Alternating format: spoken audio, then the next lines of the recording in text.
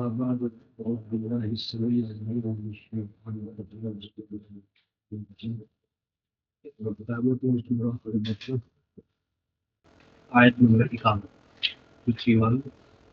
سورہ البقرہ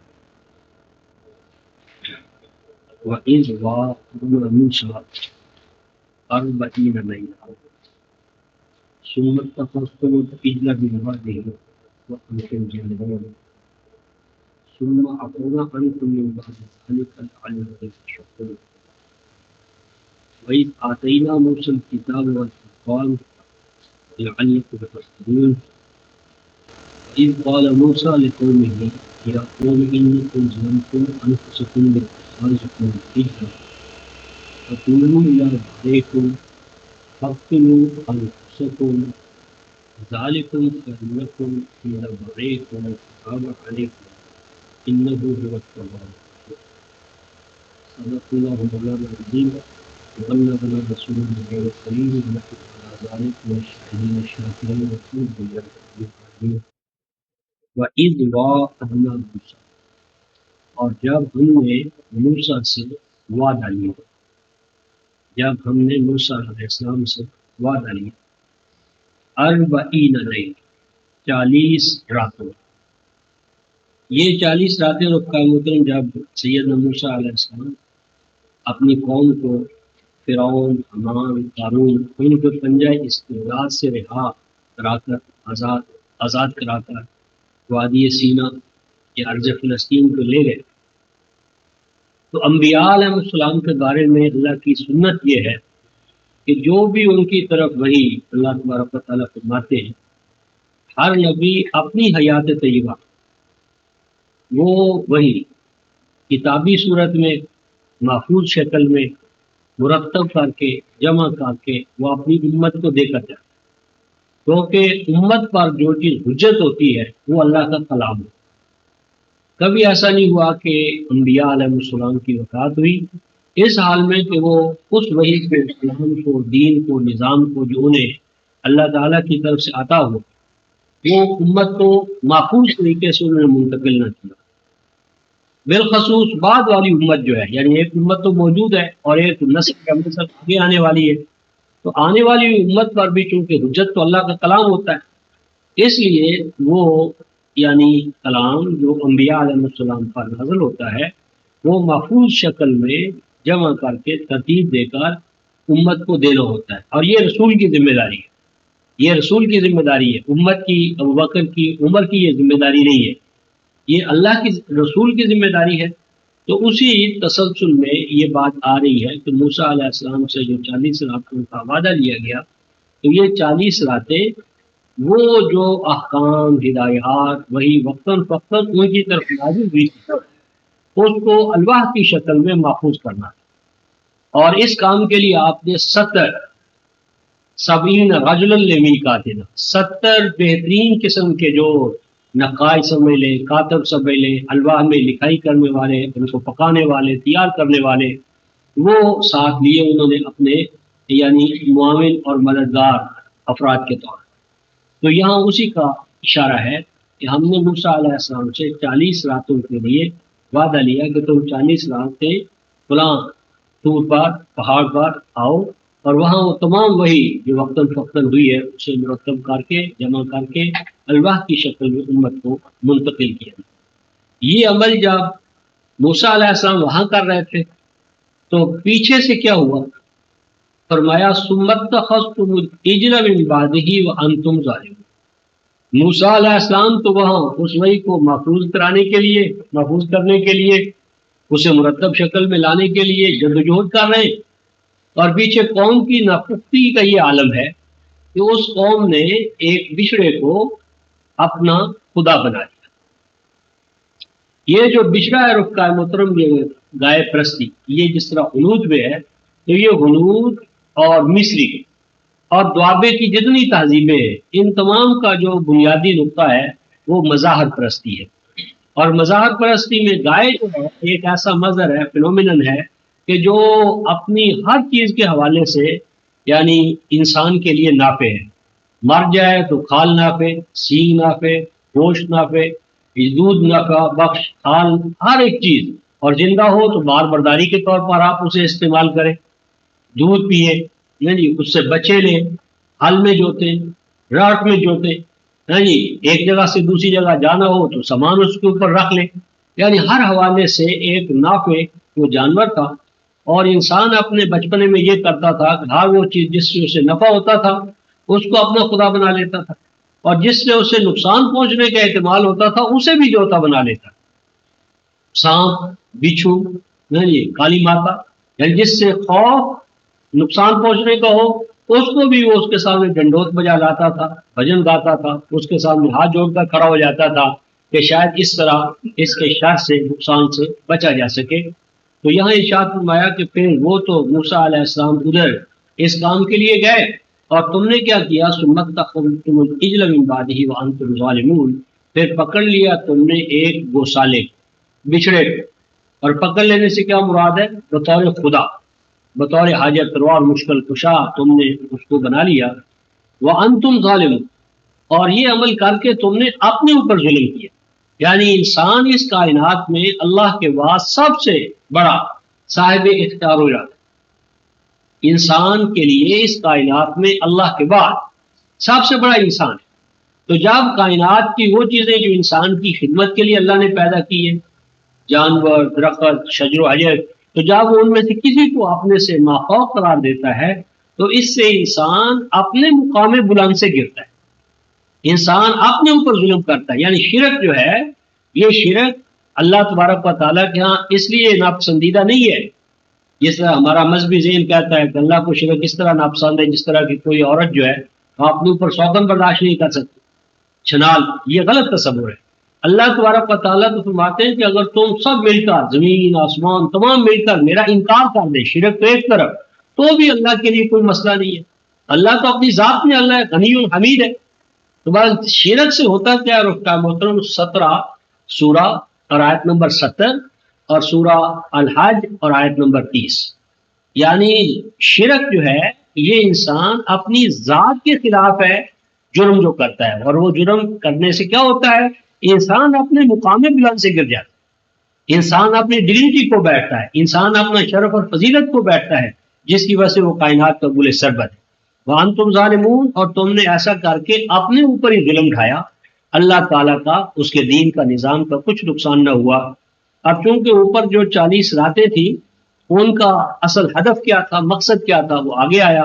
لیکن ساتھ ہی فرمایا ثم عفونا عنکم من بعد ذلک لعلکم تشکرون، پھر یہ جو گسالہ پرستی کے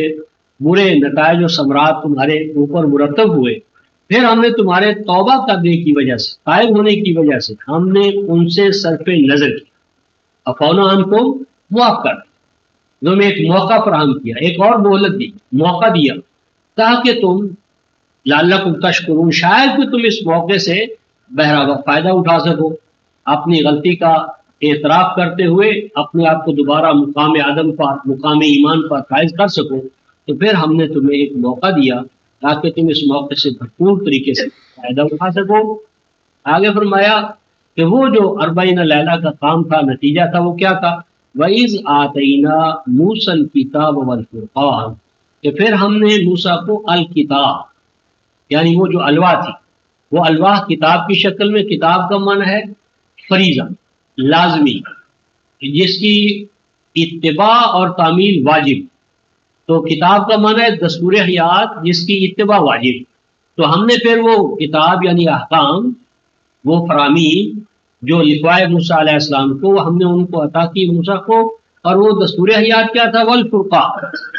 وہ حق اور باطل کے مابین جدا جدا، یعنی حق کو، حق کیا ہے، باطل کیا ہے، نیک کیا ہے، بد کیا ہے، اچھائی کیا ہے، برائی کیا ہے، ان میں سے ہر چیز کو وہ کتاب الہی، وہ وحی، وہ آیات الہیہ 2 4 کی طرح بیان کرتی تھی۔ ہاں، تو یہ تو ایسا ہے کہ مولوی صاحب کو کوئی نہ کوئی موقع ملنا چاہیے جس سے وہ اپنی بات جو ہے نا وہ پیدا کر سکے۔ تو اس میں یہ یعنی قرآن فرقان ہے، ہدی للناس وبینات من الہدی والفرقان 285 میں، پھر 25ویں سورہ میں تبارک الذی نزل الفرقان علی عبدہ لیکون للعالمین نذیرا. ہاں جی، پھر امت آپ کے اور میرے لیے قرآن کہتا ہے سورہ الانفال آیت نمبر 29 میں کہ ان تتقوا اللہ یجعل لکم فرقانا، کہ اگر تم تقوی پر قائم ہوگے تو اللہ تبارک و تعالیٰ تمہیں فرقان عطا کرے. تمام امت کو کہتا ہے کہ اگر تم تقوی پر چلو گے تمہیں فرقان ڈسٹنکشن عطا کرے، تمہاری زندگیوں میں امتیاز پیدا ہوگا، تمہارے معیشت میں، معاشرت میں، سیاست میں ایک نمایاں تبدیلی آئے گی. تو یہ جو فرقان کا ترجمہ کرنا ہے کہ اس سے مراد ہے وہ معجزہ،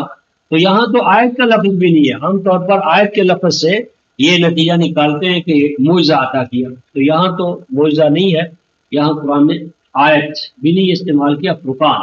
کہ فرقان وہی کتاب الہی جو ہے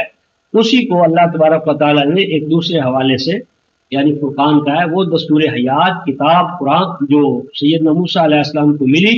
اسی کا یہ مقام ہے کہ وہ کتاب جو تھی حق اور باطل کے مابین فیصلہ کن انداز میں امتیاز پیدا کرنے والی، جو ایمان لائیں ان کو اور جو ایمان نہ لائیں ان کو ایک دوسرے سے جدا جدا کر دینے والی، الگ الگ کر دینے والی وہ کتاب الہی تھی. تو یہ یہاں کسی معجزے کے حوالے سے بات نہیں ہو رہی. اور یہ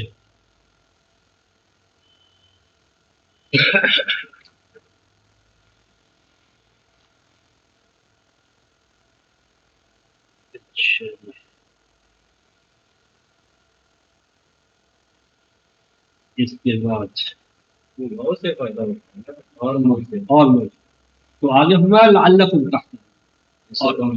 ہاں، تاکہ وہ اب یہ جو معجزہ ہے اس کا تو یہ حال ہے کہ جس وقت ہوتا ہے معجزہ اور معجزہ جب گزر جاتا ہے تو وہ ایک کہانی ہوتی ہے. بعد والوں کے لیے اس میں کیا رہنمائی ہے؟ یعنی جو ایک معجزہ ہے، معجزہ تو جو موجود ہے اس کے لیے معجزہ، اور جو چلے جائے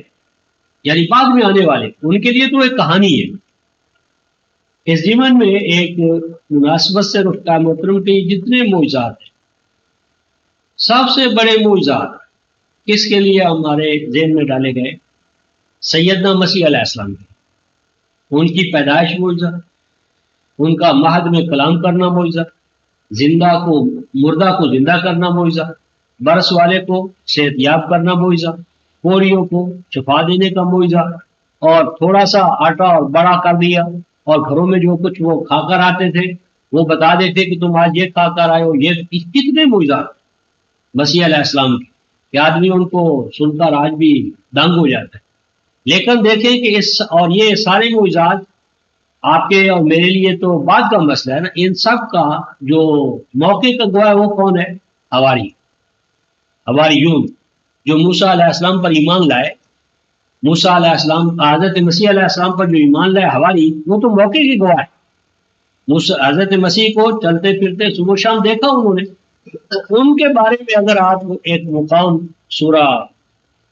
المائدہ کا ایک مقام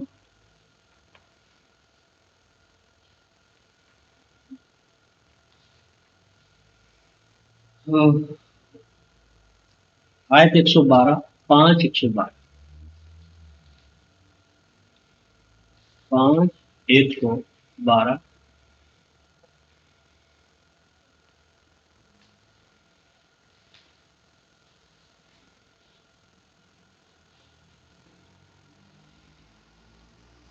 یہاں پر یعنی الفاظ ہی آئے ہیں 5 112 میں کہ ہم نے موسیٰ علیہ السلام کا وہ جتنا مسیح علیہ السلام معجزات کا پس منظر آپ ذہن میں رکھیں، کتنے بڑے معجزات پیدائش سے لے کر ہر قدم پر معجزہ. لیکن آیت 112 میں 5 112 میں اللہ تعالیٰ فرماتے ہیں اذ قال الحواریون، وہ وقت یاد کرو یا یاد رکھنا کہ جب کہا حواریوں نے موسیٰ علیہ السلام مسیح علیہ السلام پر جو ایمان لائے حواری، انہوں نے کہا کہ یا عیسیٰ ابن مریم، اے عیسیٰ ابن مریم، حل یستطیع ربک، کیا تیرا رب اس بات پر قادر ہے، کیا تیرے رب میں یہ طاقت، یہ قدرت ہے. کیا قدرت رکھتا ہے محترم؟ این ینزلا، یہ کہ وہ اتارے، یہ کہ وہ اتارے. کیا اتارے رکھتا ہے محترم؟ وہ اتارے مائدتم من السماء، کھانے کا ایک دسترخوان، یعنی دسترخوان اور اس میں کھانا، وہ آسمان سے اوپر سے بلندی سے اترے، آئے ہمارے اوپر. تو پھر کیا ہوگا؟ انہوں نے یہ درمیان میں ہے سیدنا موسیٰ مسیح علیہ السلام کا جواب کہ قال اتقوا اللہ ان کنتم مؤمنین، کہ ایسی چیزوں سے بچو، ایسی چیزیں مت مانگو، ایسے معجزات کا مطالبہ مت کرو. قال موسیٰ نے جواب دیا، کیا جواب دیا؟ اتقوا اللہ، کہ مومن ہو کر ایسے معجزے مانگتے ہو؟ اگر مومن ہو تو ایسی چیزوں کے جو کانسیکوینسز ہیں ان سے بچو، تقوی اختیار کرو اللہ کا. معلوم اس پر انہوں نے کہا بات یہ ہے، یعنی غور کریں، انہوں نے کہا بات اتنی ہے کہ ہم چاہتے ہیں ناخلا منہا، کہ یہ جو سپر نیچرل وے سے ہمارے اوپر ایک خوان، کھانے کا دسترخوان اترے گا، اس کو کھائیں گے ہم. اور آگے کیا فرمایا؟ وَتَطْمَئِنَّ قُلُوبُنَا، اور اس سے ہمارے ذہنوں کو، دلوں کو اطمینان ملے گا. وَنَعْلَمَ، اور ہمیں یقین ہو جائے گا، ان قد صدقتنا، کہ آپ واقعی سچے نبی ہیں، سچے اپنے دعویٰ. وَنَكُونَ عَلَيْهَا مِنَ الشَّاهِدِينَ، اور ہم آپ کی صداقت کے گواہ بنیں گے. یہاں جس پوائنٹ پر میں زور دینا چاہتا ہوں وہ یہ کہ جس شخص کی پیدائش بھی معجزہ ہے جی، جو مردوں کو زندہ کر کے دکھا رہا ہے، جو مٹی پکڑتا ہے، پھونک مارتا ہے، وہ پرندہ باندھ کر اٹھ جاتا ہے، ابرس برس والا ٹھیک، کوڑی ٹھیک، اندھا آنکھیں بار ہے، قبر کے مردے زندہ ہو رہے ہیں. یہ بڑے معجزات رفتہ محترم کم ہے یقین کے لیے؟ یعنی اگر یہ معجزات ہیں جو ہمارے تصور میں ہیں، کہ اگر یہ معجزات ہیں کہ کوڑی کو ٹھیک کرنا، یعنی مردہ کو زندہ کرنا، نابینوں کو آنکھیں دینا، اور خود مافوق طریقے سے پیدا ہونا، اور پھر مافوق طریقے سے آسمان کی طرف اڑ جانا، یہ تھوڑے معجزات ہیں؟ ان تمام معجزات کے ہونے کے باوجود کیا وہ مانگتے ہیں؟ ایک دسترخوان. یعنی اندازہ لگائیں کہ اگر یہ سارے معجزات تھے جو ہم مانتے ہیں، مسلمان مانتے ہیں، تو کیا ان کے ہوتے ہوئے یہ دسترخوان والا معجزہ کوئی بڑا تھا؟ کیوں جاوید بھائی؟ بہت چھوٹا، بہت معمولی چھوٹا. تو ان بڑے معجزات کی اس کی قیمت کیا ہے؟ یعنی اگر یہ ہو تو ہم مطمئن ہو جائیں. کیا ابھی انہیں اطمینان بھی نہیں ہوا تھا اتنے بڑے معجزات دیکھنے کے بعد؟ کیا اتنے معجزات دیکھ لینے کے بعد ابھی وہ شہادت دینے کے قابل نہیں ہوتے کہ آپ سچے نبی ہیں؟ وَنَكُونَ عَلَيْهَا مِنَ الشَّاهِدِينَ، کہ اگر ایسا ہو تو ہم آپ کی صداقت کے گواہ ٹھہریں گے. تو اس کا مطلب یہ ہو کہ یہ جو چیزیں ہیں ان پر نظر ثانی کی ضرورت ہے، اور ان تمام مسائل کو کتاب اللہ کے حوالے سے سمجھ لیں. تو خیر یہ جو ابھی ہمارے سامنے ایک حوالہ فرقان کے حوالے سے ہے، تو اس میں ایک اور حوالہ میں دیکھنا چاہتا ہوں، اس کو ہم آگے لے آئیں. یہ سیدنا موسیٰ علیہ السلام کے حوالے سے بات ہے، آیت 21-48. 21-48.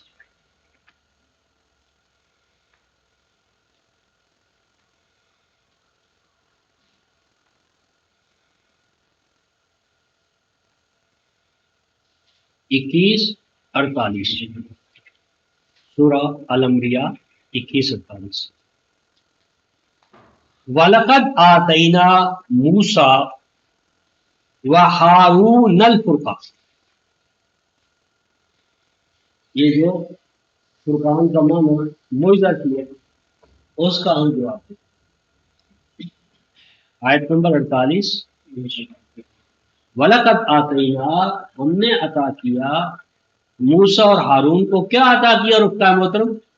فرقان. یعنی یہ فرقان وہ چیز ہے جو موسیٰ اور ہارون دونوں کو دی گئی. اور جو معجزات ہیں، معجزات ید بیضا، سانپ، 9 معجزات، وہ موسیٰ کو دیے گئے تھے، ہارون کو نہیں. یعنی جتنے بھی موسیٰ علیہ السلام کے نام پر معجزات ہیں وہ کس کو ملے؟ موسیٰ علیہ السلام کو. اور یہاں جس فرقان کا ذکر ہے وہ موسیٰ اور ہارون دونوں کو ملا. اور جو چیز دونوں کو ملی ہے موسیٰ اور ہارون کو، وہ کلام ہے، وہ نبوت ہے، وہ رسالت ہے، وہ احکام ہے، نہ کہ معجزات. یعنی ہم نے موسیٰ اور ہارون دونوں کو فرقان عطا کیا. تو موسیٰ اور ہارون دونوں کو جو چیز بطور فرقان ملا ہے وہ اللہ تبارک و تعالیٰ کا کلام ہے، معجزات نہیں. اور پھر آگے فرمایا وَضِيَاءً وَذِكْرًا لِلْمُتَّقِينَ. اور وہ جو الفرقان تھا اس کی تفسیر بیان فرمائی، ضیاء روشنی، روشن، سورج کی طرح روشن، وذکرا اور شرف و مجد عطا کرنے والی، للمتقین، متقیوں کے لیے. حالانکہ معجزہ تو کافروں کے لیے بھی ہے، مومنوں کے لیے بھی. یعنی معجزہ جو ہے وہ تو فرعون کے لیے بھی تھا، بقول ان کے حمان، قارون، سب کے لیے تھا. یہاں اس فرقان کی بات ہو رہی ہے جو فرقان تھا بشکل روشنی اور شرف و مجد عطا کرنے والا،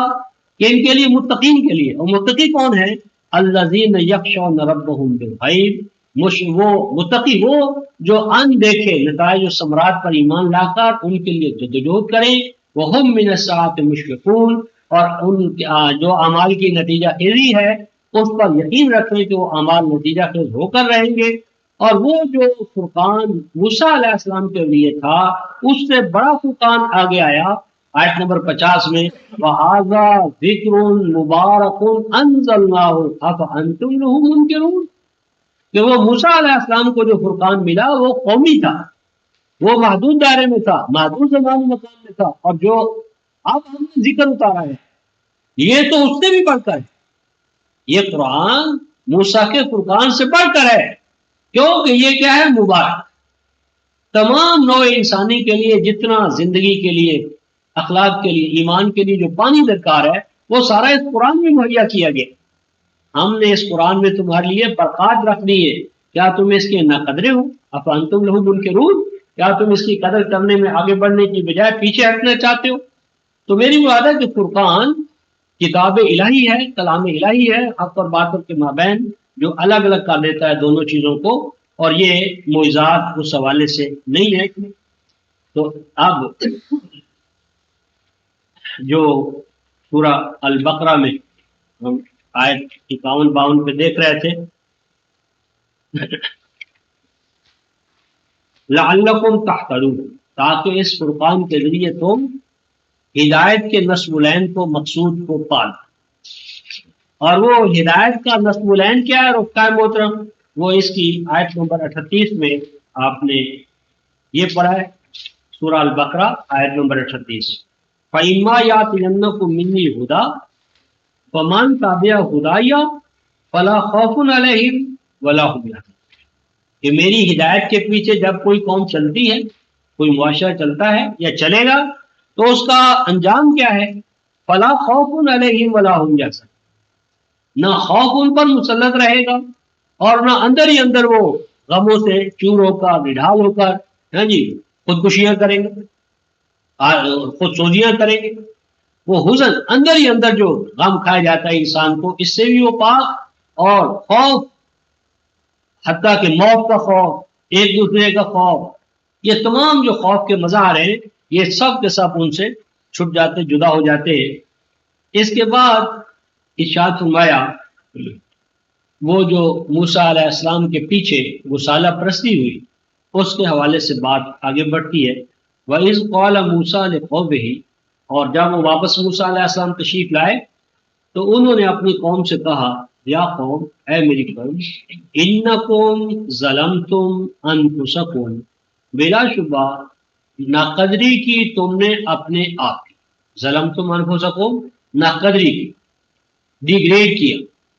یعنی مقام بلند سے گرایا تم نے کن کو؟ انفسکم، اپنے آپ کو، یعنی شرک کر کے گسالے کو خدا بنا کر تم نے کسی اور کا نقصان نہیں کیا، جتنا نقصان ہوا تمہاری اپنی ذات کا، ذات کھو بیٹھے تھے۔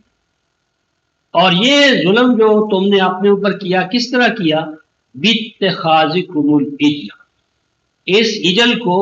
گوسالے کو، بچڑے کو خدا بنا کر تم نے اپنی ذات پر ظلم کیا۔ فتوبوا الی بارئکم، پس رجوع کرو، توبہ کرو،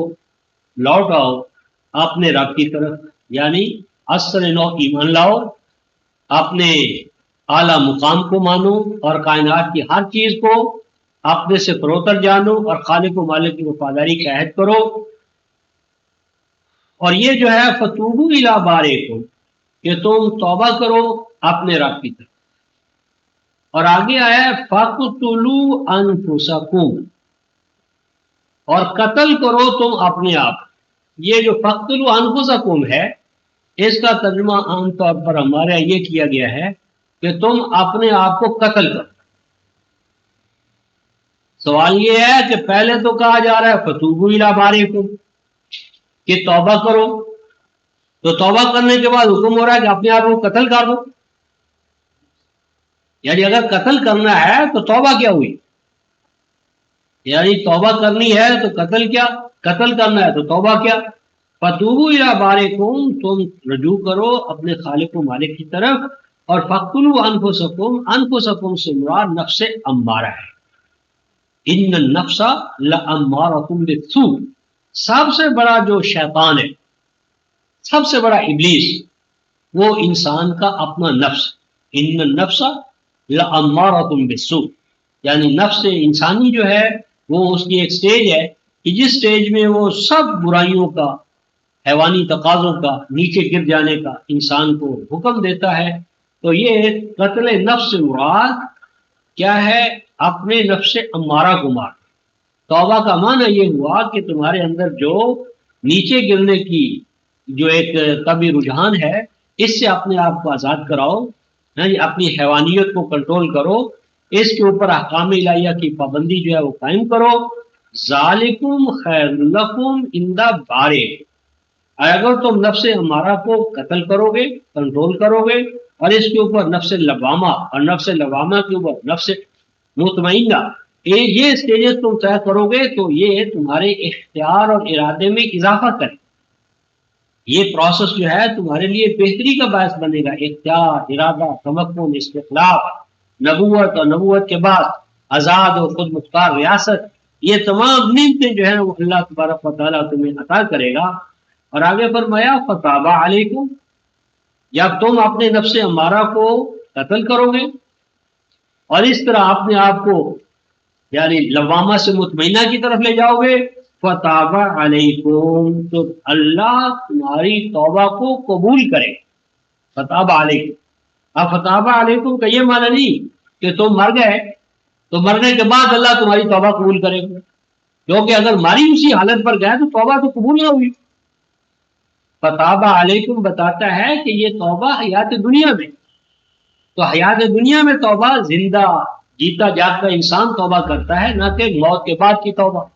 تو فتاب علیکم کا معنی ہے کہ اللہ تبارک و تعالیٰ تمہاری اس توبہ کو قبول کر لیں گے، اور قبولیت توبہ کی شرط یہ ہے کہ تم اپنے نفس امارہ کو قتل کرو۔ انہ هو التواب الرحیم، بلا شبہ وہ اللہ توبہ قبول کرنے والے،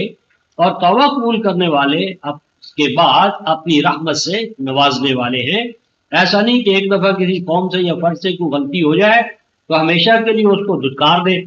ہمیشہ کے لیے اسے اپنی رحمت سے محروم کر دے، ایسا نہیں ہوتا، بلکہ وہ توبہ قبول کر کے ان کو اور زیادہ اپنی رحمتوں سے نوازتے۔ اس ضمن میں دو مقامات دیکھتے ہیں ہم۔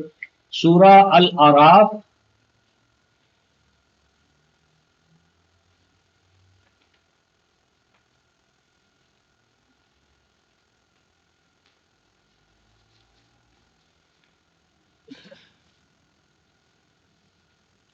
یہ آیت 148، سورہ الاعراف آیت 148. وَاتَّخَذَ قوم موسیٰ، موسیٰ علیہ السلام کی قوم نے بنا لیا، من بعدہ، موسیٰ علیہ السلام کے وہاں سے چلے جانے کے بعد، یعنی جب موسیٰ علیہ السلام 40 راتوں کے لیے اپنی قوم سے جدا ہوئے، وہ تمام وہی اس کی یعنی الواح تیار کروانے کے لیے، تو اس قوم نے کیا کیا، من حلیہم عجلاً جسدا لہ خوار، تو انہوں نے جو وہ زیورات تھے، زیورات جو ان کے پاس تھے وہ پھینک دیے، دے دیے، اور وہ کس نے لے لیے، سامری نے، سامری، تو سامری نے ان کے ان زیورات کو ڈھالا، اور ڈھالنے کے بعد اس نے ایک گھر بنایا، ڈھانچہ بنایا،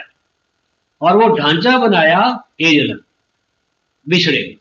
گائے کا بچھڑا، وہ ڈھانچے کی شکل میں تھا، جسد، وہ صرف ایک ڈھانچہ ہی ڈھانچہ تھا، کوئی اس میں روح، کوئی قوت، کوئی طاقت نہ تھی، لہو خواہ، بس ایسا تھا کہ جب اس کے اندر ہوا کی کراسنگ ہوتی تھی تو ہوا کی کراسنگ سے اس میں سے آواز ایک سنائی دیتی تھی، آواز جس طرح تھوکنی ہے تو اس کو اگر آپ ایک طرف سے وہ بند دوسری طرف اس کو تو ایک آواز آتی ہے، تو اس میں سے ایک آواز، اور وہ قوم اتنی توہم پرست، اتنی گویا کہ پست تھی کہ اس دھڑ سے، ڈھانچے سے آواز سی نکلتی ہے، اور اس آواز کے نکلنے سے وہ کہتی ہے بس یہی ہمارا۔ تو اللہ تعالیٰ فرماتے اولم یرو، الم یرو، کیا انہوں نے غور نہ کیا اس بات پر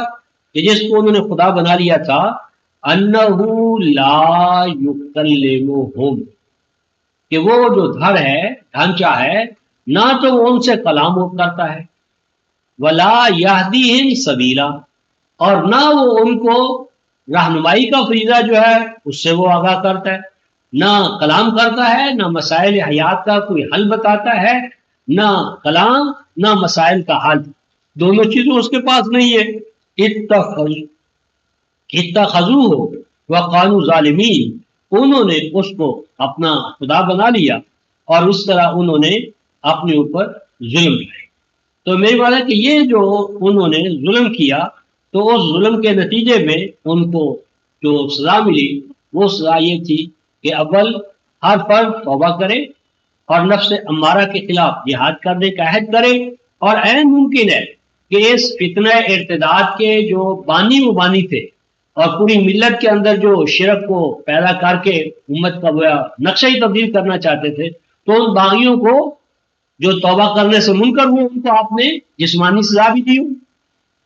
یعنی دوسری امت کو بچانے کے لیے ان باغیوں کو، تو جس طرح حکومت کے باغی جو ہے ان کا کورٹ مارشل ہوتا ہے، سزا ہوتی ہے، تو اس طرح تعلیمی طور پر کچھ افراد کو اگر سزا دی گئی ہو تو ایسا ہو سکتا ہے، لیکن یہ نہیں ہے کہ پوری کی پوری امت جس نے وہ مصالہ پرستی شروع کی تھی اس کو صف ہستی سے مٹا دیا جائے، قتل کر دیا جائے اور کہا جائے کہ یہ تمہارے لیے توبہ ہے، یہ بات صحیح نہیں ہے۔ اب ہم بقرہ آیت نمبر 55، وَإِذْ قُلْتُمْ يَا مُوسَىٰ لَن نُّؤْمِنَ لَكَ حَتَّىٰ نَرَى اللَّهَ جَهْرَةً فَأَخَذَتْكُمُ الصَّاعِقَةُ وَأَنْتُمْ تَنظُرُونَ۔ یہ اسی قوم کے بچپنے کے حالات میں یہ بات بھی بیان فرمائی جا رہی ہے، اور مقصود کیا ہے کہ ہم ان کوتاہیوں سے بچیں، یعنی یہ کوتاہیاں ہمارے لیے اس لیے بیان کی جا رہی ہیں کہ ہم ان کوتاہیوں سے، غلطیوں سے بچیں، جہاں سے دوسرے جن کھاڈ اور کھائیوں میں گرے ہیں ان کھاڈ اور کھائیوں سے ہمیں آگاہ کیا جا رہا ہے تاکہ امت محمدیہ علیہ صاحب تحیات والسلام ان کھاڈ اور کھائیوں میں گرنے کی بجائے اپنا تحفظ کرے۔ تو فرمایا کہ وہ وقت بھی بہت اہمیت کا حامل ہے کہ جب تم نے کہا کہ موسیٰ لن نؤمن لک، ہم تو تیرے اوپر ایمان ہی نہیں لائے، ہم تیرا یقین ہی نہیں کریں گے، یعنی اندازہ کریں کہ ایسے معجزات وہ دیکھتے ہیں جو ہمارے علماء کے خیال میں کہ وہ ہاتھ بغل میں دباتے باہر لاتے وہ چمکنا شروع ہو جاتا ہے، وہ لاٹھی ڈالتے اور وہ یعنی سانپ بن جاتی ہے، اور پتہ نہیں کیا کیا، وہ ٹڈی دل کا معجزہ، پانی کا خون بن جانے کا معجزہ، جراد، کمبل، زفارے، کتنے معجزات، لیکن اس کے باوجود ماننے والوں میں ابھی یقین پیدا نہیں، یعنی یہاں جو کہہ رہے ہیں یہ فرعونی نہیں ہے، فرعون حامان یا قارون کے ساتھی یہ نہ بات نہیں کہہ رہے، بلکہ جو موسیٰ علیہ السلام پر ایمان لا کر نجات پا کر ساحل مراد پر پہنچ چکے ہیں وہ یہ کہہ رہے ہیں، گویا کہ ان تمام معجزات کے باوجود ابھی یقین پیدا نہیں ہوا، تو کیا کہتے ہیں لن نؤمن لک، ہم آپ پر ایمان نہیں لائیں گے حتی نری اللہ جہرا، تاکہ نہ دیکھ لیں ہم اللہ کو دن دہاڑے آمنے سامنے اوپنلی، تو جب تک ہمیں اللہ نظر نہ آئے ہم اللہ کو کیسے مانیں؟ تو اللہ کو دیکھنے کے بغیر دیکھے بغیر ہمارا ایمان جو ہے وہ نہیں ہو سکتا۔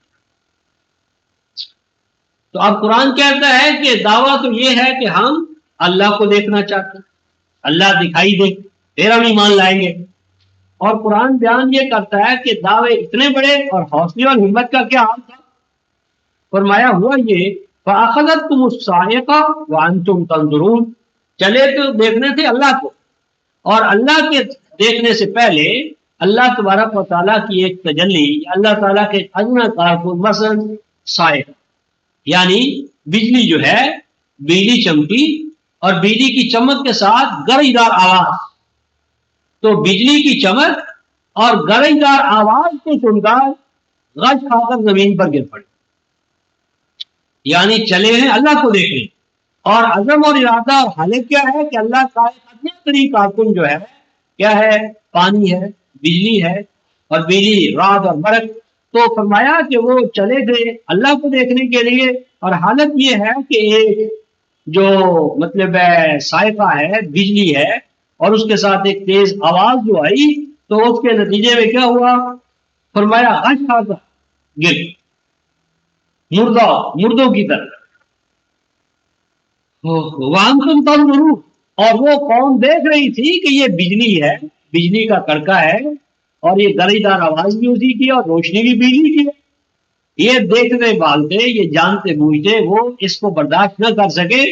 اور گر گئے، نڈھال ہو گئے۔ تو آپ اللہ تعالیٰ فرماتے ہیں ثم بعثناکم من بعد موتکم لعلکم تشکرون، فرمایا کہ پھر موسیٰ علیہ السلام اور قوم پوری کی پوری غش کھا کر گر پڑی، تو فرمایا کہ پھر ہم نے تمہیں اٹھایا اس بے ہوشی کے بعد، یعنی اس وقت دوسرے مقام پر سورہ الاعراف میں آئے گا کہ انہوں نے جب قوم کے اس کہنے سے کہا میں بھی دیکھنا چاہتا ہوں، تو اللہ تعالیٰ نے ایک پہاڑ پر اپنی تجلی ڈالی، اور اس تجلی کو دیکھ کر وہ بھی غش کھا کر گر پڑے۔ بجلی تو اپنی خلق کی، ہاں، یعنی مخلوق کی اللہ کی تجلی کو کیا، ہاں، تو وہ تجلی جو تھی اس کو دیکھ کر یعنی سامنے پا کر قوم پوری کی پوری غش کھا کر گر پڑی۔ تو حضرت موسیٰ علیہ السلام نے دعا کی تو اللہ تعالیٰ نے دوبارہ حواس کی دنیا میں وہ واپس آئے، وَأَنْتُمْ لَعَلَّكُمْ تَشْكُرُونَ، فرمایا ہمارا خیال تھا کہ اس قوم میں اللہ تعالیٰ نے ان کو جو حیات نو عطا کی ہے تو شاید یہ اپنے مقام کو سمجھ لے کہ اللہ کو خالق و مالک کو اپنی تمام تجلیات کے ساتھ قدرتوں کے ساتھ، یعنی انسان تو مخلوقات کو دیکھنے کا متحمل نہیں ہو سکتا، اور خالق اکبر کو دیکھنا یہ تو ویسے ہی اس کے یعنی حیثیت اور مقام کا تقاضا نہیں ہے۔ تو زندگی پہ مر گئے تھے یا بے ہوشی، من بعد موت، موت بمعنی بے ہوشی۔ تو پھر اللہ تعالیٰ نے ایک اور ان کی یعنی جو تھڑ دلی ہے، کمزوریاں ہیں جو ہمارے حوالے سے عبرت کے حوالے سے بیان فرمائی جا رہی ہیں، فرمایا وَظَلَّلْنَا عَلَيْكُمُ الْغَمَامَ وَأَنزَلْنَا عَلَيْكُمُ الْمَنَّ وَالسَّلْوَىٰ كُلُوا مِن طَيِّبَاتِ مَا رَزَقْنَاكُمْ وَمَا ظَلَمُونَا وَلَٰكِن كَانُوا أَنفُسَهُمْ يَظْلِمُونَ۔ وَظَلَّلْنَا عَلَيْكُمُ الْغَمَامَ، پھر ہم نے تمہارے ساتھ یہ انتظام بھی کیا، ہم نے تمہارے اوپر بادلوں کا سایہ کیا۔ یہ جو بادلوں کا سایہ ہے یہ کوئی سپر نیچرل یا ان نیچرل نہیں تھا، یہ اصل میں وادی سینا جو ہے یہ پہاڑ، بہت اونچے پہاڑ، اور ان پہاڑوں کے ساتھ مسلسل بادل، اور وہ سایہ جو تھا وہ طبعی سایہ تھا، یعنی پہاڑ، اونچے پہاڑ، اور وہاں پر جس آج ہم مری میں چلے جاتے ہیں تو وہاں پر ان کو ٹریننگ کے دوران وہاں لے جایا گیا تاکہ وہ دھوپ سے اور ان چیزوں سے محفوظ رہ کر وہ اپنے آنے والے مستقبل کے لیے اپنے آپ کو تیار کرے۔ تو ہم نے بادلوں کا سایہ تمہارے اوپر کیا، اور کھانے کے لیے ہم نے تمہارے لیے من اور سلوا کا انتظام کیا۔ یہ سلوا جو ہے یہ بٹے تیتر اس طرح کے چھوٹے چھوٹے پرندے تھے، اور کثرت کے ساتھ ان پہاڑی علاقوں میں وہ پائے جاتے تھے، بائی فراٹ کھاؤ۔ اور من جو ہے یہ اس علاقے کے اندر ایک جس طرح ہمارے یہاں گوندی یعنی چھوٹا سا پودا تھا، اور اس پودے کو چھوٹے چھوٹے وہ لگتے تھے، اور وہ انتہائی میٹھے، یعنی ایک پھل تھا، وہ پھل بطور خوراک، اور وہ جو چھوٹے چھوٹے پرندے تھے تیتر اور تلیل وہ شکار کرو، یعنی کثرت کے ساتھ تمہارے طرف موجود ہیں۔ اور مقصود یہ تھا کہ تمہاری عسکری تربیت ہو، تاکہ اس عسکری تربیت کے نتیجے میں تمہارے اندر حیات نو پیدا ہو، اور وہ علاقے کہ جو امالکہ نے تم سے چھین لیے تھے ان علاقوں کو دوبارہ تم حاصل کر سکو۔ تو یہ جو تربیت کا سیدنا موسیٰ علیہ السلام کے حوالے سے تمہارے لیے پروگرام بنا، تو اس کا رد عمل کیا ہوا وہ آگے آتا ہے۔ انزلنا جو ہے نا، اس کے بارے میں جو ہمارا تصور ہے کہ یہ اوپر سے اترتا ہے، یہ صحیح نہیں ہے۔ قرآن حکیم نے انزلنا 7:26 لکھے، 7:26 7:26 اللہ تبارک و تعالیٰ فرماتے ہیں کہ ہم نے تمہارے لیے کیا کیا ہے، انزلنا، آیت 26 سورہ الاعراف، یا بنی آدم، اے آدم کے بیٹو، قد انزلنا علیکم لباسا، اے آدم کے بیٹو ہم نے تمہارے لیے کیا کیا ہے، لباس اتارا۔ تو کیا لباس سیلا سلایا آسمان سے ہمارے اوپر اترتا ہے یا کسی دور میں اترا ہے؟ کپڑے آسمان سے آ گئے؟ اللہ تعالیٰ فرماتے ہیں کہ ہم نے تمہارے لیے لباس اتارا ہے، لباس۔ اور اس کے بعد سورہ زمر،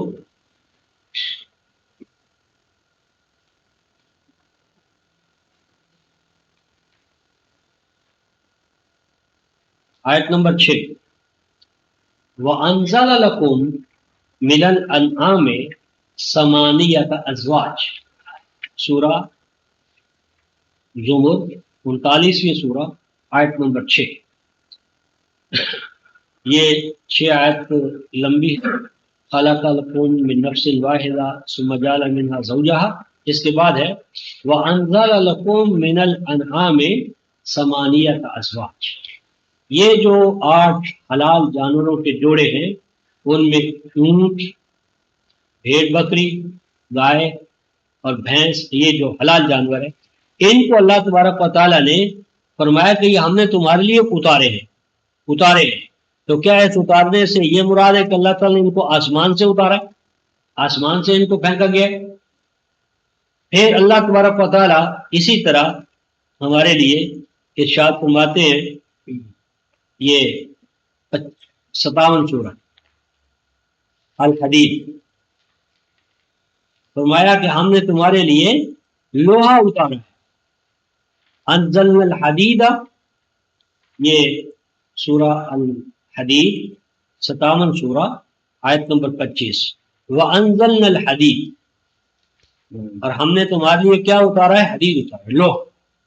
تو لوہا آسمان سے اترتا ہے، بارش ہوتی ہے اس کی، یا کانوں سے ہم نکالتے ہیں، معادن سے نکالتے ہیں، نیچے سے نکلتا ہے۔ تو عربوں کے ہاں انزلنا یہ جو ہے کہ آسمانوں سے اتارنا، یہ غلط ہے۔ اصل میں ہر وہ چیز کہ جس کی قدر و قیمت ہو، جس چیز کی قدر و قیمت ہو، اہمیت ہو، اور قدر و قیمت اور اہمیت کی چیز جب ملے کسی فرد کو، تو اس کے لیے وہ لفظ جو استعمال کرتے ہیں عربی زبان میں وہ کیا ہے، انزلنا۔ اور اردو میں آپ نہیں منزل نہیں استعمال کرتے، منزل، تو نازلہ ہی سے منزل ہے، اترنے کی جگہ، پڑاؤ ڈالنے کی جگہ، صحرائے حال جہاں پر انسان جو ہے نا وہ اترتا ہے۔ تو یہ اترنا جو ہے یہ اس معنی میں قرآن حکیم استعمال کرتا ہے، نہ تو اس معنی میں جس طرح ہمارے ذہن میں ہے کہ یہ اوپر سے کوئی چیز جب نیچے آئے تو وہ ہے ورنہ نہیں ہے۔ تو اسی طرح اللہ تبارک و تعالیٰ نے رسول کے لیے بھی، رسول کے نبی پاک صلی اللہ علیہ وسلم کے لیے بھی انزلنا ذکر الرسولہ، یہ 65-11 میں رسول کو بھی انزلنا کا محل بتایا ہے. تو انزلنا سے مراد اوپر آسمانوں سے پہاڑوں سے نیچے نازل کرنا نہیں، بلکہ پیدا کرنا، مہیا کرنا، فراہمی کا انتظام کرنا، کسی کی رسائی، ریچ اور گرفت میں کسی چیز کو دے دینا. ان کو بھی قرآن حکیم نے یعنی انزال کے حوالے سے بیان کیا، اور حوالے ابھی ہم نے دیکھے ہیں. تو فرمایا گیا کلوا من طیبات ما رزقناکم، یہ جو چیزیں عطا کر رہے ہیں یہ طیبات ہیں، سازگاری، ہم آہنگی. تمہارے نسولین کے ساتھ یہ چیزیں بالکل ہم آہنگ ہیں، ان کو ضرورت کے مطابق کھاؤ اور ان سے اپنی جو عسکری تربیت ہے اس کو مکمل کرو، اور اپنے اندر اختیار و ارادہ پیدا کرو، اور وہ جو تم سے چھینی گئی زمین ہے اس کو تم واپس کرو، واپس لے لو. لیکن فرمایا وما ظلمونا ولکن کانوا انفسهم یظلمون. تو اس عسکری تربیت کے نظام میں بھی انہوں نے روڑے اٹکائے، اس میں بھی پورے نوال کے ہوا کیا، ولیکن کانوا انفسهم یظلمون، اس کے نتیجے میں خود انہوں نے اپنے اوپر ظلم کیا. اب اسی ظلم کے حوالے سے اگلی آیت آ رہی ہے وَإِذْ قُلْنَا ادْخُلُوا هَٰذِهِ الْقَرْيَةَ فَكُلُوا مِنْهَا حَيْثُ شِئْتُمْ رَغَدًا وَادْخُلُوا الْبَابَ سُجَّدًا وَقُولُوا حِطَّةٌ نَغْفِرْ لَكُمْ خَطَايَاكُمْ وَسَنَزِيدُ الْمُحْسِنِينَ فَبَدَّلَ الَّذِينَ ظَلَمُوا قَوْلًا غَيْرَ الَّذِي قِيلَ لَهُمْ فَأَنزَلْنَا عَلَى الَّذِينَ ظَلَمُوا رِجْزًا مِّنَ السَّمَاءِ بِمَا كَانُوا يَفْسُقُونَ. فرمایا اے ایمان والو، یہ کے حوالے سے جو کچھ ہوا ان میں تمہاری عبرت اور تربیت کے لیے یہ بات بھی بڑی اہم ہے کہ جب ہم نے انہیں کہا یعنی بنی اسرائیل کو، قوم موسیٰ کو یہ حکم دیا، کیا حکم دیا؟ ادخلوا هذه القرية، داخل ہو جاؤ اس بستی میں، اس مملکت میں، اس علاقے میں بطور فاتح، یعنی اس علاقے کو، ارض فلسطین کو جو تمہارے باپ دادا کی ہے، تو اللہ تعالیٰ فرماتے ہیں کہ اس میں داخل ہو جاؤ، اس قریہ میں، بستی میں. اور یہ اس میں جنس ہے، یعنی ان تمام بستیوں میں، یعنی اس علاقے میں، اس ارض مقدس میں، دوسرے مقام پر الارض المقدسہ، اس زمین میں جو تمہارے لیے نشو و نما کے بہترین امکانات رکھتی ہے، اس پہ چڑھائی کرو اور اسے حاصل کرو. اور فرمایا کہ کولو، اور یہ جب اس بستی میں جاؤ فتح کر لو تو پھر کیا کرو؟ فَكُلُوا مِنْهَا حَيْثُ شِئْتُمْ رَغَدًا، تمہارا نظام ایسا ہونا چاہیے کہ اس زمین میں تمہارا کوئی فرد جہاں بھی رہے اسے آزادی اور فارغ البالی کے ساتھ کھانے کے پینے کے مواقع ملنے چاہیے، یعنی ربوبیت عالمینی کا تمہارا پروگرام ہونا چاہیے. یعنی تمہارا کوئی بچہ چھوٹا یا بڑا، بوڑھا، کھانے پینے کی چیزوں سے معروم نہ ہو. یعنی چھوٹے اور بڑے سب کی جو بنیادی ضروریات زندگی ہیں اس کی تم ضمانت ہے. بنیادی ضروریات زندگی کی فراہمی اسلامی مملکت کا فریض ہے. تو وہی فرمایا گیا کہ تم بنیادی ضروریات زندگی کی فراہمی جو ہے اس کا چارٹر، اس کا اعلان، اس کا منشور لے کر جاؤ. اور آگے فرمایا وَادْخُلُوا الْبَابَ سُجَّدًا، اور اس کا جو مین گیٹ ہے، مرکز ہے جہاں سے تم نے داخل ہونا ہے، تو داخل ہونے کے دوران تمہارا عزم، ارادہ، حالت کیا ہو؟ سجد، سجدہ کرتے ہوئے. اب یہ جو سجدہ کرتے ہوئے داخل ہونا ہے یہ فزیکل سجدہ نہیں ہے، یعنی اس میں اطاعت و فرما برداری، اطاعت و فرما برداری کا اظہار کرتے ہوئے تم اس مملکت میں، علاقے میں سینٹرل گیٹ سے داخل ہو جاؤ. اور جب داخل ہو مرکزی گیٹ سے اللہ کے احکام کی اطاعت و فرما برداری کا اعلان کرتے ہوئے تو یوں کہنا وَقُولُوا حِطَّةٌ، حِطَّہ کہنا، حِطَّہ. تو یہ حِطَّہ جو ہے اس کے بارے میں کہتے ہیں کہ اللہ تعالیٰ نے انہیں کہا تھا حِطَّہ، اور انہوں نے کیا کہا؟ ہِنْتَہ. اللہ نے کہا تھا حِطَّہ کہو اور انہوں نے کہا ہِنْتَہ. تو حِطَّہ کا معنی تھا بخشش اور ہِنْتَہ کا معنی ہے گندم. تو انہوں نے کہا ہمیں گندم چاہیے، ہمیں گندم چاہیے، ہمیں گندم چاہیے. سوال یہ ہے کہ ایک فاتح قوم جب سینٹرل گیٹ سے کیپٹل سٹی میں داخل ہو تو وہ اپنے مفتوح قوم سے کہہ رہی ہے ہمیں گندم دو، ہمیں گندم دو، ہمیں گندم دو، اور ایک لفظ انہوں نے تبدیل کیا تو اللہ تعالیٰ نے ان کو یعنی بندروں کی شکل میں نا جی ڈھال دیا، ان کو بندر بنا دیا۔ تو آج اس قوم نے ایک ہنتا کے لفظ کو ہنتا میں تبدیل کیا تو ان کی شکلیں اللہ نے بگاڑ دی، بندر بنا دیا۔ اور آج ہم لوگوں نے پورے قرآن کے اندر جو کچھ کیا ہے اس سے کہیں بڑھ کر ہے، تو ہماری کوئی مسخ والی کیفیت نہیں ہو رہی، تو یہ بات نہیں ہے۔ اصل بات ہتا حتی یہتو حتن و حتتن، کسی کا بوجھ اپنے سر پر اٹھا لینا، کسی کا بوجھ، کسی کی ذمہ داری اپنے سر پر لے لینا، یعنی تم نے اپنی امت اس کی تو بنیادی ضروریات زندگی کی فراہمی لینی ہی ہے، مزید برآں جو تمہاری سبجیکٹ، رعیت، ماتحت، اہل ذمہ ہوں گے ان کے بارے میں بھی تم نے اعلان کرنا ہے۔ کیا کرنا ہے؟ قولو حتہ، کہ ماضی میں جو تم نے ہمارے ساتھ مقابلہ کیا، مقابلہ ہوا ختم، اب وہ ماضی کا باب ہے جو ہم ختم کرتے ہیں۔ ماضی میں جو تم نے ہمیں کہا، ہم نے تمہیں کیا، فیس ٹو فیس میں مقابلہ ہوا، وہ کیا ہے؟ تھنگ آف پاسٹ، وہ ختم۔ اب تو بھائی تمہارا ہمارا تعلق یہ ہے کہ تمہارے بوجھ ہم اٹھائیں گے، تمہاری کمزوریاں دور کرنے میں ہم تمہارے ممد و معاون ہوں گے۔ اور یہی امت مسلمہ کا چارٹر تھا۔ وہ فلسطین میں گئے، شام میں گئے، مصر میں گئے، ہندوستان میں آئے، تو جہاں بھی گئے وہ اپنی رعیت کا بوجھ اٹھانے کے لیے گئے، ان کو زنجیروں سے رہائی دلانے کے لیے گئے، وہ ان کے دکھ درد کے ساتھی بن کر گئے، یہ نہیں کہ ان پر جا کر یعنی مسلط ہو گئے، بوجھ بن گئے۔ تو جب فاتح بوجھ بنتا ہے تو مفتوح خود بخود اس کے خلاف بغاوتیں کرتے ہیں۔ تو فرمایا کہ تم فرما برداری کی حالت میں داخل ہو، اور داخل ہونے کے ساتھ تم نے اعلان یہ کرنا ہے کہ اے ہماری مخاطب قوم، ماضی میں جو کچھ تم نے ہمارے ساتھ، ہم نے تمہارے ساتھ کیا، ختم۔ اب ایک نیا دور شروع ہوتا ہے، اور نیا دور کیا ہے؟ حتہ، یعنی تمہارے جو کمزور پہلو ہیں یا تمہاری جو بنیادی ضروریات زندگی کی فراہمی ہے وہ ذمہ داری ہم لیتے ہیں۔ مزید برآں کہا نغفر لکم خطایاکم، کہ ماضی میں جو غلطیاں ہوئی، کوتاہیاں ہوئی، مقابلہ تمہارا ہمارا ہوا، ان سب کے مقابلے میں ہم تمہاری پروٹیکشن کریں گے، اس پر کوئی محاسبہ نہیں ہوگا۔ اگر کمزوریاں ہوئی ہیں تو ان کمزوریوں کے مقابلے ہم تمہاری پروٹیکشن کریں گے، تحفظ دیں گے۔ وَسَنَزِيدُ الْمُحْسِنِينَ، اور جو تم میں سے حسن کارانہ انداز میں ہمارے ساتھ شریک ہو جائیں گے، پارٹنرشپ اختیار کریں گے، ایمان باللہ، ایمان باللہ، ایمان بالآخرہ، ایمان بالکتاب، اس کو تسلیم کر کے ہمارے رفیق بنیں گے، ساتھی بنیں گے، مومن بن جائیں گے، اس ایسے محسنین کو اور ہم اپنے سے بڑھ کر اپنا سمجھ کر ان کے حسن کارانہ اعمال کا،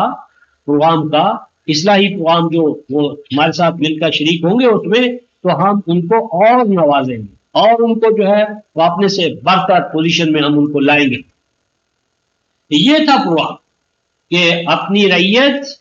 بنیادی حقوق، اپنے ان کو بنیادی ضروریات زندگی فراہمی، کمزوروں کو طاقتور کرنا، اور جو کمزوروں میں سے ایمان لا کر رفیق بن جائیں ان کو سپر آرڈینیٹ اور سب آرڈینیٹ یہ نظام نہیں چلنا، ان کو اپنے بھائی بنا کر اپنے سے بھی افضل اور اپنے سے بھی بہتر حقوق اور اپنے سے بھی بہتر رعایتیں اور مراعات انہیں دینی۔ یہ پیغام اللہ تعالیٰ نے ان کو دیا۔ فرمایا فَبَدَّلَ الَّذِينَ ظَلَمُوا قَوْلًا غَيْرَ الَّذِي قِيلَ لَهُمْ، تو یہ جو پیغام دیا گیا فاتح قوم کے طور پر، کچھ عرصہ تو وہ چلے جس طرح ہر امت چلتی ہے، ایک نسل، دو نسل، کچھ وقت تک تو انہوں نے اسی پیغام کو اسی انداز اور پیٹرن پر چلائے۔ پھر کیا ہوا؟ پھر فرمایا کہ انہوں نے اس قول سے مراد یہاں ایک بات نہیں، پورا پیغام، یعنی وہ پیغام جو ہم نے ان کو عطا کیا تھا اس کو انہوں نے تبدیل کر دیا۔ یعنی کیا کیا انہوں نے؟ یعنی اپنی امت کے اندر بھی طبقات بنا لیے، اور اپنی امت کو سپر آرڈینیٹ بنا کر دوسروں کو، محکوموں کو محتاج بنا لیا، اور ان کے لیے وہ بال جان بن گئے، ان کے لیے محنت، ان کے لیے مراعات، ان کے لیے جدوجہد اور ان کے لیے عیش و آرام۔ جو ہر بات قوم کرتی ہے کچھ عرصے کے بعد. تو فرمایا کہ پھر انہوں نے اس قرآن کو ان ٹوٹیلٹی چینج کر تبدیل کر دیا. قرآن جو تھا ربوبیت عالمینی کا تھا، امت کی وحدت کا تھا، ریت کو مساوی حقوق دینے کا تھا، اور ریت میں سے جو ایمان لائے ان کو اپنے ساتھ برابر کا بھائی بنانے کا یہ 4 نکاتی پیغام تھا. انہوں نے اس کے برعکس اپنی امت میں بھی توقعات اور گروہ اور فرقے بنا لیے اور اپنی ریت پر بڑھ بن گئے، اور دوسروں کو اسلام اور ایمان کی دعوت دینے کی بجائے اسلام کو ایک نسلی چیز بنا لیا. تو جب یہ تمام برائیاں انہوں نے اپنے اندر پیدا کر لی تو پھر کیا ہوا؟ فَأَنزَلْنَا عَلَى الَّذِينَ ظَلَمُوا رِجْزًا مِّنَ السَّمَاءِ بِمَا كَانُوا يَفْسُقُونَ. تو ہم نے پھر ان کو اس ظلم کی پاداش میں ریجس سے، جو سما اوپر کے قوانین سے، قانون مکافات عمل سے، یا سماوی وحی کی بنیاد پر جس کا ڈٹرمن کیا گیا تھا، جسے وہ ان کے اوپر اس نے چڑھائی کی. ریجز کیا ہوتا ہے رفتار محترم؟ ریجز کے لیے عام طور پر کہتے ہیں پتھروں کی بارش، کہ اللہ تعالیٰ نے ان پر آسمانوں سے پتھر برسائے. تو یہ ریجز رفتار محترم، یہ جو خاص طور پر بیل ہوتا ہے جس کو ہل میں جوتے، اور گھوڑا جسے مثلا یکے میں یا گاڑی میں بیل گاڑی، تو گھوڑا ہل، تو وہ ایک ٹائم آتا ہے کہ گھوڑا یا بیل کمزور ہو جاتا ہے اور وہ پاؤں کی ٹانگوں کی سکت ختم ہو جاتی ہے. تو پھر کسان آنکس، وہ ایک چھڑی جس کے آگے لوہا لگا ہوتا ہے، وہ اس کو مارتا ہے، یعنی چبھوتا ہے کہ شاید جو رہی صحیح کمی ہے، وہ طاقت ہے وہ ظاہر ہو اور 2-4 قدم آگے چل پڑے. لیکن ایک سٹیج آتی ہے کہ وہ جو ریزرو فورس ہے یا طاقت ہے وہ بھی ختم ہو جاتی ہے، تو پھر 4 قدم چلتا ہے پھر گر پڑتا ہے، 4 قدم اٹھتا ہے پھر گر پڑتا ہے. یہ گرنا اور پھر اٹھنا، گرنا اور ایک سٹیج ایسی آتی ہے کہ فائنلی وہ ختم ہو جاتا ہے اور اس کو ذبح کیے بغیر چارہ نہیں، یا دوسروں کا وہ مال بن جاتا ہے. یہ جو پاؤں کے اندر سے چلنے کی طاقت کا ختم ہو جانا ہے، اس کو عربی زبان میں ریجز کہتے ہیں. راجزا اے رفع، راجزا یعنی چلتی ہوئی چیز کا رک جانا، رکنے کے بعد گر جانا، اور اس کا ڈس انٹیگریشن کا اطلاق. یعنی یہ جو 4 نکاتی پیغام ہم نے ان کو عطا کیا تھا، انہوں نے وائلیشن کی، اور اس وائلیشن کے نتیجے میں ہوا کیا؟ کچھ عرصے کے بعد ان کے اندر جمود آ گیا، تنزل آ گیا، آگے بڑھنے کی استدا ختم ہو گئی، اور مقامی جو ماتحت ان کے اقوام تھی، جس طرح ہندوستان میں مثلا آپ کا ہندو تھا، انگریز آیا، اس نے ہندو کو ساتھ ملایا، اور پھر مسلمانوں سے انتقام دینے کے لیے دونوں نے گٹھ جوڑ کر لیا، اور وہ صدیوں کے جو ان کو نے سہے تھے صدمے، وہ ایک ایک کر کے اس کا وہ انتقام دینے لگے. تو فرمایا کہ پھر وہ رجزم من السماء، سماوی قانون، سما سے مراد ہے سماوی قانون، تو اپر سپریم لا، اس کے تحت اس کے ظلم کی پاداش میں ان کو ریجز نے آ گھیرا. اور یہ ریجز اور یہ تمام صورتحال کیوں پیدا ہوئی؟ بما کانوا یفسقون، بوجہ اس کے کہ وہ فاسق ہو گئے، انہوں نے فسق کا راستہ اختیار کیا تھا. اور فسق کیا ہوتا ہے رفتار محترم؟ اس سے پہلے ہم البقرہ ہی کی آیت نمبر 26 اور 27 کو اگر دیکھیں تو قرآن حکیم نے فسق کی پوری تعریف ہمارے سامنے رکھی ہے، اور جہاں کہیں قرآن میں فاسق، یفسقون، فسقوا آئے گا تو وہ تمام چیزیں خود بخود ہمارے سامنے آ جانی چاہیے. یہ قرآن میں سورہ البقرہ 26 اور 27، یہدی بہ کثیرا وما یضل بہ الا الفاسقین، یعنی نہیں گمراہ قرار دیتا اللہ اس قرآن کے ذریعے کسی کو سوائے فاسق. اور فاسق کون ہوتے ہیں رفتار محترم؟ یہ قرآن نے ایک جامع ڈیفینیشن، تبصرہ، وصف بیان کیا ہے. الذین، فاسق کون ہوتے ہیں؟ الذین، یہ وہ لوگ ہوتے ہیں ینقضون عہد اللہ، جو توڑ دیتے ہیں اللہ کے ساتھ کیے گئے عہد. یہ عہد کیا ہے؟ 9:111 کہ جان مال مرکز کی، امت کی، یعنی امت کے ہر بچہ اس کی جان مال مرکز کے، اللہ اور رسول کے لیے ہے. تاکہ اس دنیا کے اندر جنتی معاشرہ قائم ہو، اور یہ جنتی معاشرہ آخرت کے لیے، آخرت کی جنت کے لیے گواہ ہے۔ 9 ان اللہ اشترى من المؤمنین انفسهم واموالهم بان لهم الجنہ۔ تو جب قومیں زوال پذیر ہوتی ہیں تو اس عہد کو پامال کر چکی ہوتی، وہ جان مال دے کر جنت لینے کی بجائے وہ 2 انچ کی مسجد بنا کر، ہاں جی، حسین کے نام پر سبیلیں لگا کر، اور چھوٹے چھوٹے یعنی کاموں پر بڑے بڑے انعامات کے وعدے دے کر وہ اللہ کے ساتھ کیے گئے عہد کو پامال کرتے، یعنی قضون عہد اللہ من بعد میثاق۔ نمبر 2،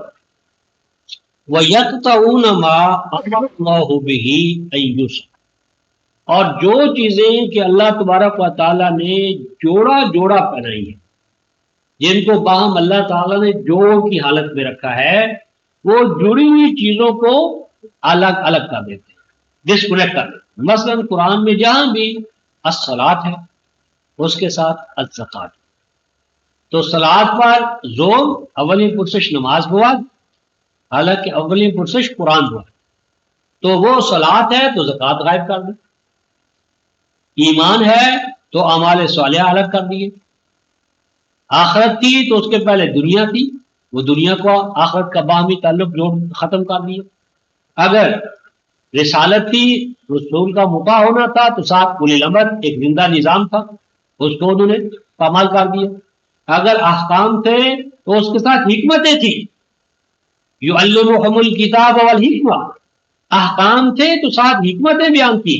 تاکہ حکمتوں کے ذریعے اعمال کا جائزہ لیا جائے، جس طرح آج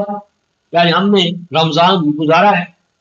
لیکن کس طرح رخ محترم امت کا المیہ یہ ہے شرق و غرب میں رمضان برکت والا مہینہ ہوتا ہے، لیکن ہر مسلم گھرانے کا بجٹ رمضان میں کم از کم جہاں تک میرا مشاہدہ ہے وہ ڈاواڈول ہو جائے، کھانے کے حوالے سے، پینے کے حوالے سے، یعنی پروڈکشن پیداوار گھٹ جاتی ہے۔ رمضان اس لیے آیا تھا کہ ہم پہلے سے زیادہ سست ہو جائے، ہماری کارکردگی گھٹ جائے، ہمارا بجٹ اور میزانیہ الٹ جائے، اور یعنی بے امنی کے لیے ہم اقوام عالم کے لیے نمونہ ٹھہرے، اور پھر سارا زور کیا ہے کھانے پینے اور ان چیزوں سے رکنے کے لیے، اور جب روزہ کھولتے ہیں تو ساری کمی پوری کر لیتے ہیں، اور جب یکم شوال ہے تو اگلی پیچھلی وہ ساری جو تربیت ہے، اور تربیت کا سارا ایک ہی پہلو ہے، قرآن میں تو کہا تھا کتب علیکم الصیام کما کتب علی الذین من قبلکم لعلکم تتقون، بنانا تو تھا متقی، اور تقوی جو تھا اس کا چیک اینڈ بیلنس تو لگایا نہیں، بھئی تقوی کیا ہے، تقوی تمہارے اندر میرے اندر پیدا ہوا ہے، یعنی انفرادی تقوی کیا ہے، اجتماعی تقوی کیا ہے، انفرادی اور اجتماعی تقوی کے مظاہر کیا ہیں، افعال کیا ہیں، اعمال کیا ہیں، پہچان کیا ہے، تو وہ زیر بحث ہی نہیں، صرف یہ کہا اللہ کو یعنی روزہ ایسا عمل پسند ہے کہ بس یہ سارے بدھ مت کے زیر اثر بھوکا اور پیاسا رہنا، چونکہ بدھ کو جو انکشاف حقیقت ہوا بقول بدھیوں کے وہ فاقے سے ہوا، تو مجرد فاقے کا کمال جو بیان کیا جا رہا ہے، تو اللہ تعالیٰ کو ہمارے فاقوں سے، ہمارے کھانے سے کیا تعلق، یہ تو رخ قائم محترم میرے اور آپ کے اندر تقوی پیدا کرنا ہے، اور تقوی کے وسائل میں سے ایک صوم ہے، صلاۃ، اور تمام اعمال جو سورہ البقرہ میں ان سب کا آخری ہدف تو تقوی ہے۔ تو کیا فرمایا کہ جو چیزیں کہ اللہ تعالیٰ نے جوڑ کی حالت میں رکھی ہیں ان کو وہ کیا کرتے ہیں، توڑ دیں، یہ توڑا، اور پھر کتاب الہی کا ربط ختم کر دی، آخری قبر کہ اللہ کا جو 12واں کلام تھا اس کو بے ربط کر دی، تو یہ دوسری ہے۔ تیسری چیز فرمائی وَيُفْسِدُونَ فِي الْأَرْضِ، زمین میں فساد کے لیے تو ان کے پاس بڑے منصوبے ہیں، ترکیبیں ہیں، لیکن زمین کی اصلاح کا پروگرام، یہاں مصلحین کا کردار ہو، صالح جماعت ہو، صالح حکومت ہو، اور بچہ بچہ صالح بنے مملکت میں رہنے والا، یہ ان کے پاس پروگرام نہیں ہوتا، اولئک هم الخاسرون، تو یہ خسرت دنیا والآخرہ، یہ ہے فاسق۔ تو کیا فرمایا کہ ہم نے اپنے سماوی قانون کے تحت رجزم من السماء، یعنی ان کے اوپر تنزل آیا، زوال آیا، اور وہ تمام یعنی گویا بد کرداری کے جو علامات نمایاں تھے، وہ جس طرح آج امت میں ہمارے اندر ہے، خار ہیں، بدکار ہیں، ڈوبے ہوئے ذلت میں ہیں، کچھ بھی ہیں لیکن تیرے محبوب کی امت سے، یعنی ذلت خاری سب اور کہا کیا ہم تیرے محبوب کی امت سے، وہ تو ڈوبے ہیں صنم، تم کو بھی لے ڈوبیں گے. یعنی محبوب کا بھی تعارف کیا جا رہا ہے کہ ضربت علیہم الذلۃ والمسکنہ وباؤوا بغضب من اللہ. یہ سارا دعا کیا بنتے ہیں؟ غیر المغضوب علیہم ولا الضالین، یعنی مغلوب اور ضال سے بچنے کی دعا ہے، اور مغلوب اور ضال کی ساری علامتیں اپنے اندر پیدا کرنی. تو یہ وہ صورت احوال تھی کہ جس کے بارے میں ارشاد فرمایا فبدل الذین ظلموا قولا غیر الذی قیل لهم فانزلنا علی الذین ظلموا رجزا من السماء بما كانوا یفسقون. آیت نمبر 60 وَإِذِ اسْتَسْقَىٰ مُوسَىٰ لِقَوْمِهِ فَقُلْ نَضْرِبْ بِعَصَاكَ الْحَجَرَ فَانْفَجَرَتْ مِنْهُ اثْنَتَا عَشْرَةَ عَيْنًا قَدْ عَلِمَ كُلُّ أُنَاسٍ مَشْرَبَهُمْ كُلُوا وَاشْرَبُوا مِن رِّزْقِ اللَّهِ وَلَا تَعْثَوْا فِي الْأَرْضِ مُفْسِدِينَ. اور وہ وقت بھی بڑا اہمیت کا حامل ہے کہ جب سیدنا موسیٰ علیہ السلام نے اپنی قوم کے حوالے سے ہم سے پانی کے حوالے سے درخواست کی. یعنی وہ صحرا جو تھی یا پہاڑی علاقہ جو تھا اس میں پانی کی تنگی ہوئی، تو اللہ تبارک و تعالیٰ نے اللہ کے حضور میں دعا کی کہ اللہ پانی کا انتظام ہو. تو اللہ تبارک و تعالیٰ نے ان کی رہنمائی کی. وہ رہنمائی جس طرح کی ہے اس فقلنا، ہم نے ان سے موسیٰ علیہ السلام کو ہم نے گائیڈ لائن دی، رہنمائی دی. رہنمائی یہ دی کہ کیا کہا اضرب بعصاک الحجر. اس کا ترجمہ یہ کرتے ہیں کہ مار تو اپنے عصا کو، لاٹھی کو،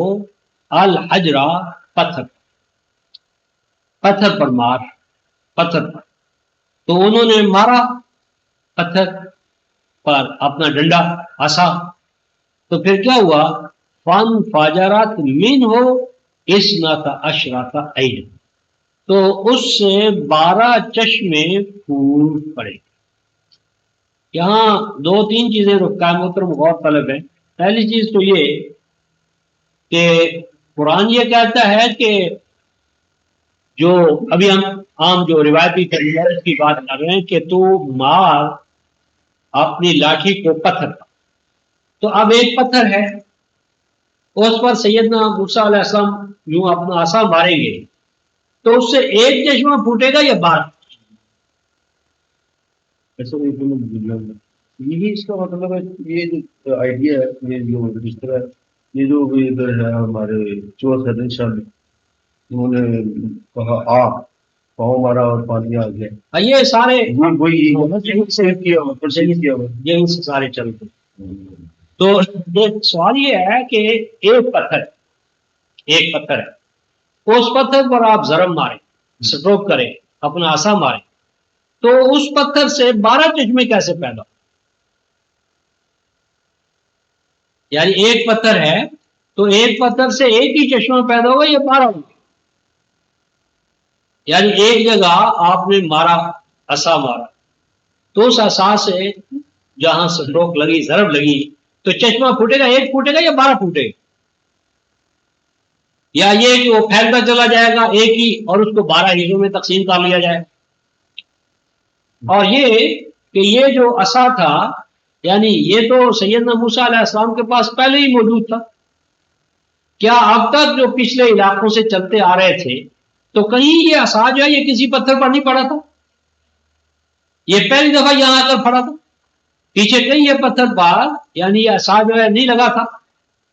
تو جب یہ پتھر پہلے بھی چلے آ رہے تھے، عصا بھی پہلے ہی موجود تھا، تو کیا موسیٰ علیہ السلام کو موجود معلوم نہ تھا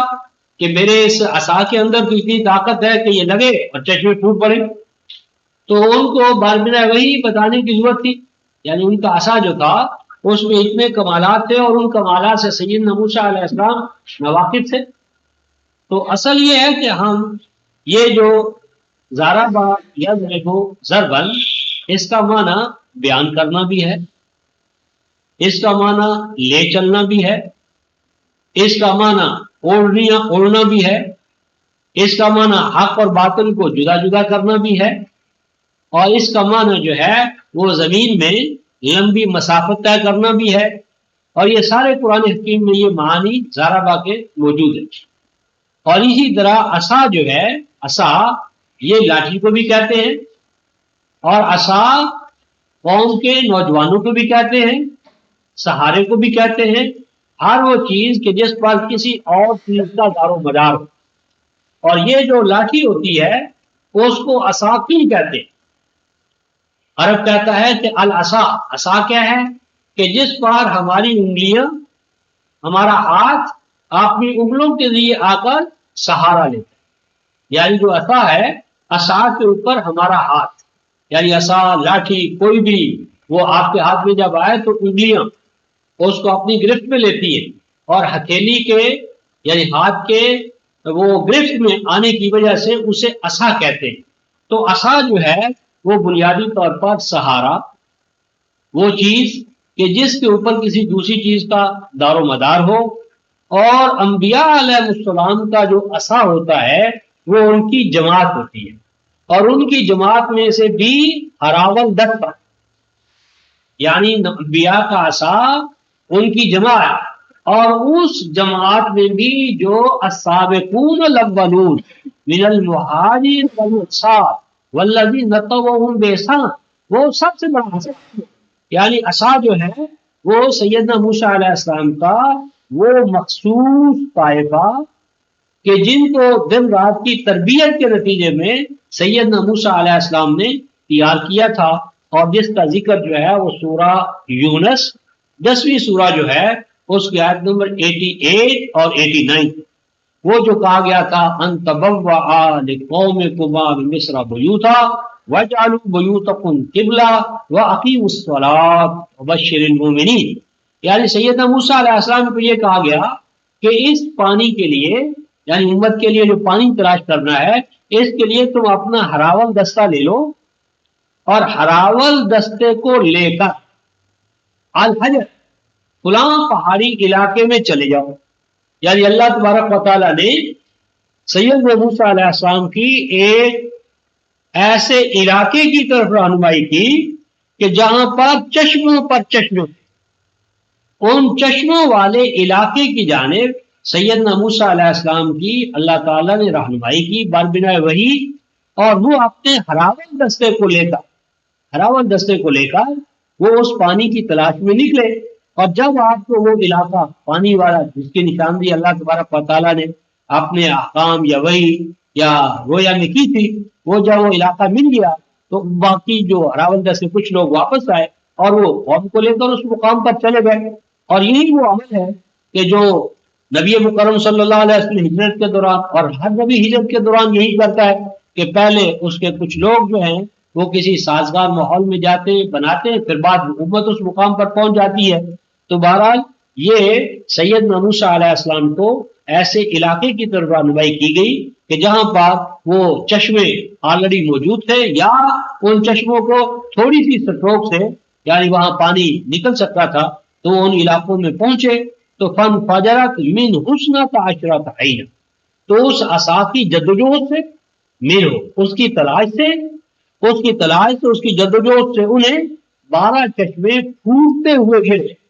یعنی جتنے وہ تھے، کیونکہ وہ 12 ہی تھے تو ہر قبیلے کے لیے ان کو ایک چشمہ درکار تھا، تاکہ قوم ابھی تربیت یافتہ نہیں ہے، چھوٹی چھوٹی باتوں پر الجھ پڑتی ہے، ابھی اتنا حوصلہ نہیں ہے کہ ایک ہی حوص سے سارے اپنے آپ کو اور اپنے جانوروں کو پانی پلا کر امت کو متحد رکھ سکے۔ تو ایک تدبیر یہ سوچی گئی کہ ہر قبیلے کے لیے الگ الگ کنواں، ایک چشمہ، ایک حوض وہ بنا لیا جائے، اور فرمایا قد علم کل اناس مشربہم، تو ہر جو قبیلہ تھا، جتھا تھا، اس کو ایک ایک گھاٹ کا، حوض کا، چشمے کا، اس کو کوئی الگ کر دیا۔ سیدنا موسیٰ علیہ السلام نے ان کے لیے وہ مخصوص کر دیا، اور ساتھ کے ساتھ ان کو یہ کہا گیا کہ کلو وشربو من رزق اللہ، کہ یہ جو اللہ تبارک و تعالیٰ نے تمہارے لیے کھانے کا، پینے کا، جماعت کا اور جماعتی نظم کو برقرار رکھنے کے لیے وہی کا جو نظام عطا کیا جا رہا ہے، اس سے اپنے آپ کو فیضیاب کرو، لیکن ولا تعصوا فی الارض مفسدین، اللہ کی یہ نعمت پا کر زمین میں فساد برپا نہ کرنا، اصلاح پر قائم رہنا۔ اور اصلاح ہوئی تھا کہ قولوا حطۃ نغفر لکم خطایاکم وسنزید المحسنین، تو یہ پانی وغیرہ کا جب وہ انتظام ہو گیا اور کھانے کا انتظام پہلے وہاں کے یعنی علاقے میں جو وہاں کی چیزیں ملتی تھی ان سے ان کا ہوا، تو پھر انہوں نے ایک اور شرارت کی، اور اس شرارت کا ذکر جو ہے وہ اگلی آیت میں یوں آتا ہے وَإِذْ قُلْتُمْ يَا مُوسَىٰ لَن نَّصْبِرَ عَلَىٰ طَعَامٍ وَاحِدٍ فَادْعُ لَنَا رَبَّكَ يُخْرِجْ لَنَا مِمَّا تُنبِتُ الْأَرْضُ مِن بَقَلِهَا وَقِثَّائِهَا وَفُومِهَا وَعَدَسِهَا وَبَصَلِهَا، یعنی انہوں نے کہا کہ موسیٰ پانی تو بلا شبہ ہے مل گیا، اور اس علاقے میں بٹیر اور یہ سلوا من یہ کھانے کا بھی انتظام ہے، لیکن ہم یہ یکساں نوعیت کی زندگی سے بور ہو گئے، یہ ایک ہی طرح کا کھانا، ایک ہی طرح کا لنگر، ایک ہی طرح کی ڈش، ایک ہی طرح کا یہ جو نظام ہے، تو جو کہ غلامی میں وہ جو خانسامے ان کے رہ چکے تھے، تو اس حوالے سے آپ چٹخارے دار